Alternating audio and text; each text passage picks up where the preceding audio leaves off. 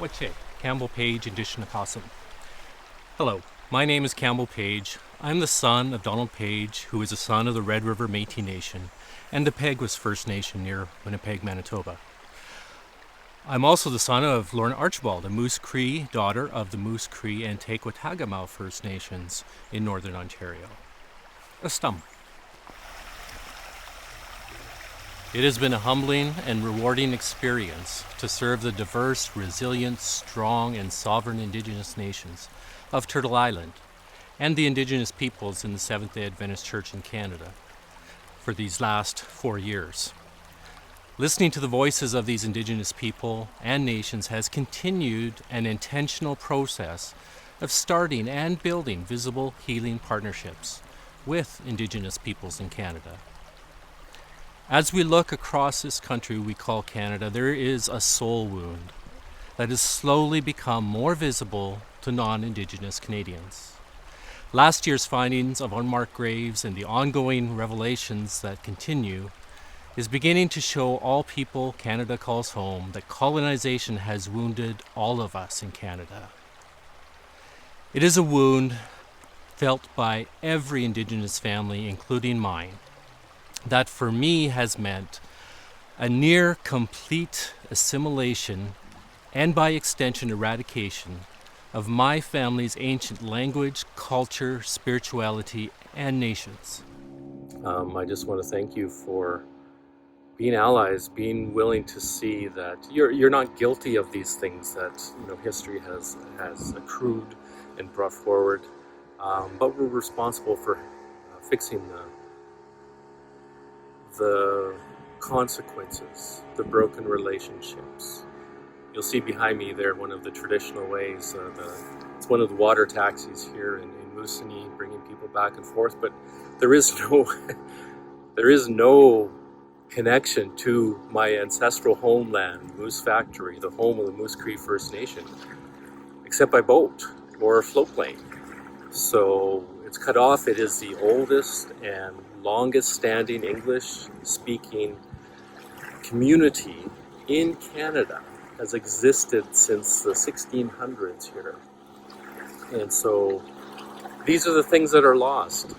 In June of this year, that settled deeply in my soul when a trip to my mother's Cree homeland in the Moose River Basin of Northern Ontario introduced me to over 3,000 relatives stolen from me by Canada's actions.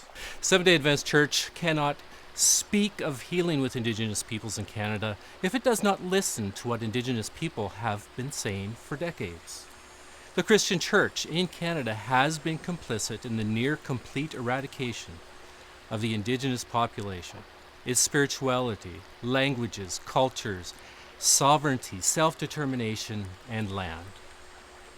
Every First Nations, Inuit, and Métis family has been deeply affected by this. It is in this soul wound that reconciliation, justice, and healing must take place.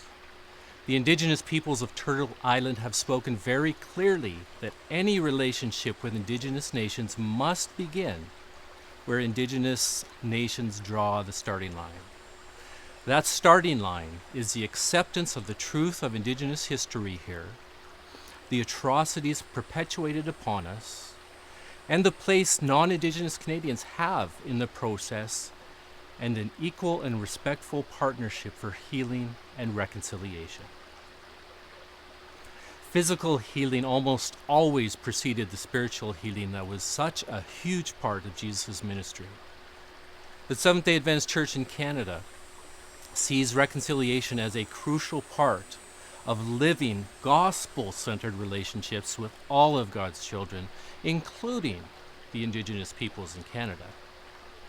The report that you have before you touches on some of those, but there are so many others that it would take too much time to tell you about.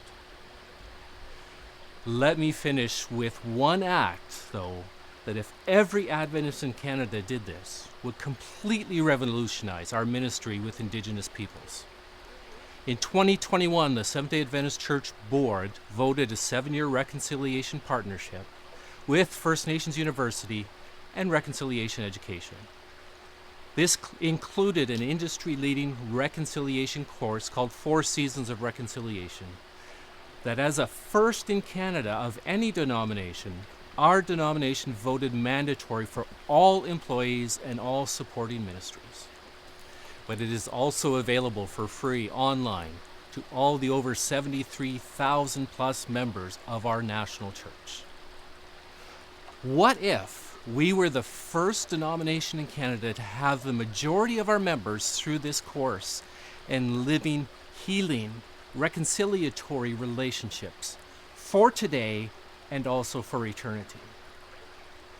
What eternal, life-changing relationships would be built between Creator and all of His children if we stepped into this journey?